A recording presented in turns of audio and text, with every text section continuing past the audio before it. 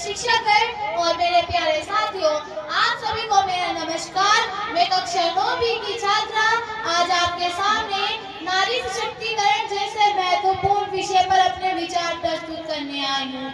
नारी सशक्तिकरण का अर्थ है महिलाओं को वह सभी अधिकार और अवसर देना जिनकी वे हकदार है, चाहे वो शिक्षा हो, रोजगार हो, समानता हो या सम्मान हो। इतिहास गवाह है कि भारतीय संस्कृति में नारी को देवी का स्थान दिया गया है। हमारे ग्रंथों में भी कहा गया है यत् नार्यस्तु पूजन्ते रमन्ते तत् देवता, अर्थात जहाँ नारी का सम्मान होता है वहाँ देवता भी निवास करते हैं। फिर भी वास्तविकता यही नहीं है कि महिलाओं को लंबे समय तक पुरुषों के सीमित अधिकार नहीं मिला, उन्हें घर की चार दीवारों तक सीमित कर दिया गया। आज समय बदल रहा है।